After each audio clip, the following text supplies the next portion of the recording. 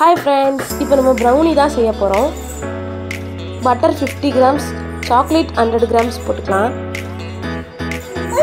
ஒரு பவுல்ல போட்டு மெல்ட் பண்ணிக்கலாம். அதுக்கப்புறம் 2 முட்டை, 25 கிராம் நாட்டு சக்கரை, 75 கிராம் வெள்ளை சக்கரை போட்டுக்கலாம். அப்புறம் வெண்ணிலா எசன்ஸ் நான் கலந்துக்கிறேன்.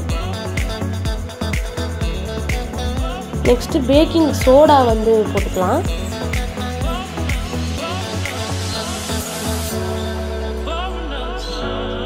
எல்லாம் பேக்கிங் சோடா போட்டுட்டு இப்போ வந்து பிளெண்டர் வச்சு பிளெண்ட் பண்ணிக்கலாம்.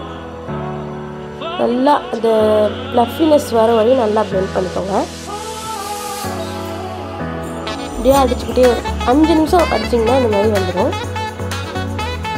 நெக்ஸ்ட் நம்ம மெல்ட் பண்ணி வச்சிருந்த சாக்லேட்டை ஆட் பண்ணிக்கலாம்.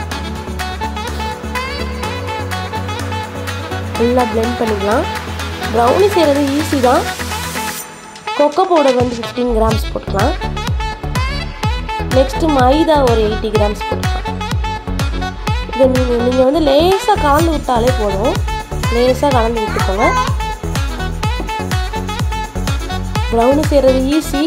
ஓவனில் வச்சு இப்போ எடுத்துட்டிங்கன்னா உங்களுக்கு வந்து ரெடி ஆகிடும். இதை ஒரு பேட்டரில் ஊற்றி வச்சுக்கலாம். நல்லா ஊற்றிட்டு நல்லா தட்டி விட்டுக்கோங்க. அப்போ தான் கரெக்டாக செட் ஆகும். நெக்ஸ்ட்டு ஓவனில் வச்சுக்கலாம்.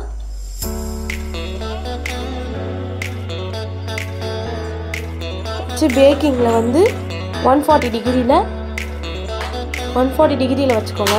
15 மினிட்ஸ் வச்சுக்கோங்க, அதுவே போதும். நான் 30 மினிட்ஸ் வச்சுருக்கேன். கொஞ்சம் பாதாம் போட்டிங்கன்னா மேலாப்பில் போட்டிங்கன்னா நல்லா ரோஸ்ட் ஆயிரும். ரோஸ்ட் ஆச்சுன்னா சூப்பராக இருக்கும். Brownie ready. இந்த ரெசிபி உங்களுக்கு பிடிச்சிருந்தா லைக் பண்ணுங்கள், ஷேர் பண்ணுங்கள், சப்ஸ்கிரைப் பண்ணுங்கள். பக்கத்தில் இருக்க பெல் ஐக்கானை கிளிக் பண்ணுங்கள். சூப்பரான ப்ரௌனி சாஃப்டாக இருக்கும். ட்ரை பண்ணி பாருங்கள். பாய்.